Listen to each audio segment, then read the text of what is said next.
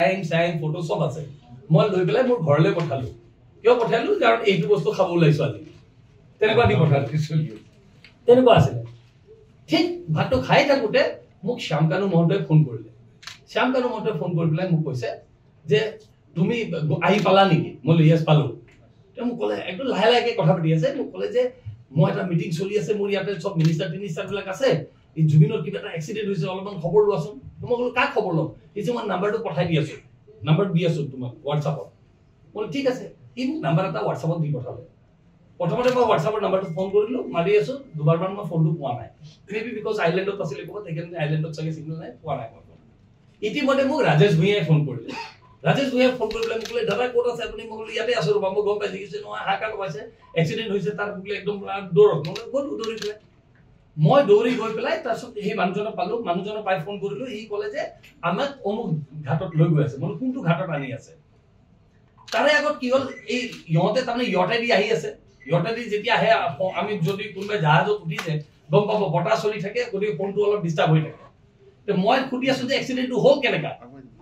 সেই মানুহজনক সুধিলো ছিংগাপুৰৰ অসম এছ'চিয়েশ্যনৰ মানুহ হ'ল কেনেকা সি মোক ক'লে যে ডাইভিং হৈ পেলাই হৈছে ডাইভিং সি মোক ক'লে যে ডাইভিং এতিয়া সাগৰত যদি ডাইভিং বুলি কয় কোনোবা আমি কি বুলি ভাবিম আমি ভাবিলো যে স্কুবা ডাইভিং সাগৰত স্কুবা ডাইভিং কৰিব পাৰে ডাইভিংটো চুইমিং পুলত হয় ওপৰৰ পৰা এইটো চুইমিং পুল নহয় গতিকে স্কুবা ডাইভিঙৰ কথাটো এক্সিডেণ্ট হৈছে বুলি সেই খবৰটো গুৱাহাটীলৈ মই দিছো প্ৰথম যে স্কুবা ডাইভিং হৈছে পিছতহে মই গম পালো যে এইটো স্কুবা ডাইভিং নহয় এইটো চুইমিং যা হওক তাৰপিছত মই টেক্সি ললো টেক্সি লৈ পেলাই মই আৰু মৃগাংক দুটাই আমি তালৈকে গৈ পাইছো তালৈকে গৈ পাওঁতে মৃগাংক আনকি মোৰ তাত ছিংগাপুৰ ডলাৰো নাছিলে US ডলাৰ আছিলে মই টেক্সি দিলো টেক্সিয়ে নলয় যেতিয়া মই পইচাটো তাত চিটত দলিয়াই পেলাই তাক মৃগাংক কৈছো তোক মই টেক্সিৱালা কৈছো কি দিম মানে তাক চিকিউৰিটি হিচাপত ৰাখ আৰু ইউ সেটেল হাউ ইউ কেন সেটেল মই দৌৰিছো কাৰণ মই তাত এম্বুলেন্সটো দেখা পাইছো বাহিৰত এম্বুলেন্স আছে মই দৌৰি যেতিয়া গৈছো দূৰত আছিলে গেটটোৰ ওচৰত মোক ধৰি ৰাখিছে পুলিচে একদম নাই যাব নিদিয়ে মই হুলস্থুল লগাই দিলো নহয় মোক যাব দিব লাগিব দেৰ ইজ এন এক্সিডেণ্ট ইহঁতক বুজাইছো হেৰি আহিছে তাৰপিছত পুলিচে মানে কোনোবাই তাৰ পৰা দৌৰি আহিলে আছাম এছ'চিয়েশ্যনৰ মানুহ হ'ব দৌৰি আহি পেলাই ক'লে আৰু লেট হিম কাম মানে হেৰি কৰিলে আৰু যে যাব দিয়ক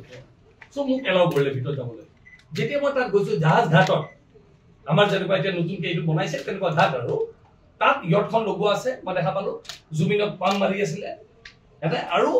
এই জুবিনৰ ভাতৃ যিটো এতিয়াহে গম পালো এইটো ভাতৃ হয় চন্দিকৰ মই চিনি নাপাওঁ তাক ভাতৃজন সি মানে মুখেদি হেৰি দি আছে তাতে এইবিলাক কৰি আছে আৰু মই ফাৰ্ষ্ট গৈ তাত চিঞৰ বাখৰ কৰিছো মই মানে সিদ্ধাৰ্থ শৰ্মা আছিল প্ৰথম তাকে কুকুৰ মেকুৰী বুলি মই তাক গালি দিছো মানে তাক আনিলি কেনেকা তহঁতে তাক নাজানো তাক সিদ্ধাৰ্থ কলো তই জানো সি বেপাৰ মই জানো বেপাৰ মই নেমকেয়াৰ হস্পিটেলৰ অনাৰ হয় মোৰ নেমকেয়াৰতে জুবিনৰ ট্ৰিটমেণ্ট কৰিছিলো ইয়াৰ আগৰবাৰ মোৰ ডক্টৰবিলাকে তেতিয়াই আমাক কৈছিলে যে ই চিজাৰ হৈ থৈছে চিজাৰ হোৱা মানুহ পানী আৰু হেৰিত যাব দিব নোৱাৰে পানী আৰু জুইত যাব সি যদি নাযায় সি থাকিব একবাৰ you need to take care তাৰ কেয়াৰ ল'ব লাগিব সেই কেয়াৰটো চাগে নহ'ল তাক যেতিয়া গালি দিছে সি কান্দি আছে সিদ্ধাৰ্থে কান্দি আছে তাৰপিছত পুলিচে প্ৰথমতে মোকো গালি দিলে যে আপুনি কিয় হুলস্থুল কৰি আছে মই ক'লো যে ইউ উইল নট আণ্ডাৰষ্টেণ্ড ই কোন হয় আমাৰ কাৰণে তো ইহঁতে ক'লে যে নহয় ব্ৰাদাৰ হয় বুলি ক'লে এনেকা চ' তেতিয়া মোক মই পুলিচক ক'লো why are you doing it here take him to the hospital ambulance ৰখি আছে বাহিৰত ইয়াক হস্পিটেললৈ যাওঁ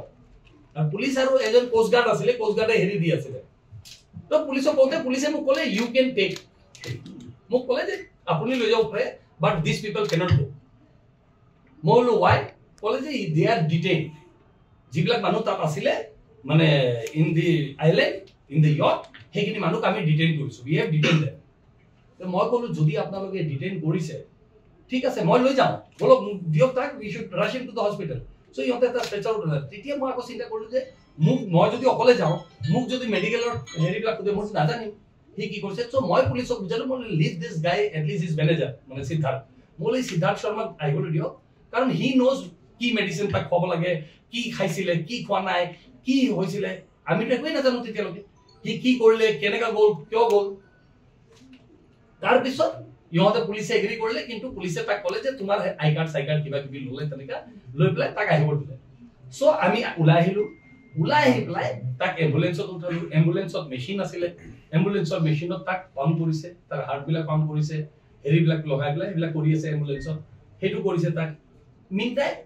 আৰু সি এম্বুলেন্সত আগফালে বহিলে সিদ্ধাৰ্থে দি পেলাই আমি ল'লে ৰাছক টু দি হস্পিটেল এতিয়া সেইখিনিটো আমাৰ ফটো লৈছিলে লাকিলি এতিয়াতো আমিতো তেতিয়া ভাবা নাছিল কোনবাই ফটো লৈ ললে কোনবাই এজন মোৰ লগত আছিল তাত মই আছিলো মৃগাংক আছিলে দুজন ইণ্ডিয়ান এসিস্ট্যান্ট এম্বাসেডৰ যিজন সিঙ্গাপুৰৰ এসিস্ট্যান্ট এম্বাসেডৰ তেওঁ আছিলে সো ইহঁতে লৈ ললে আপুনি বাৰু উমৰাহ কৰিবলৈ আগ্ৰহী নেকি আলিফ উমৰাহ ট্ৰেভেলছে আপোনাৰ বাজেটৰ ভিতৰত আগবঢ়াইছে কেতবোৰ আকৰ্ষণীয় পেকেজ আমাৰ পেকেজসমূহ হৈছে সুপাৰ সেভাৰ ৮৫,০০০ৰ পৰা ডায়মণ্ড ১,১০,০০০ লৈকে এতিয়া আৰু অপেক্ষা কিহৰ আজিয়ে 7002343617 নম্বৰত যোগাযোগ কৰক আৰু বুকিং কৰক আপোনাৰ পছন্দৰ পেকেজ বিশ্বমানৰ সেৱাত অসমৰ ভিতৰত শ্ৰেষ্ঠ আলিফ উমৰাহ ট্ৰেভেলছ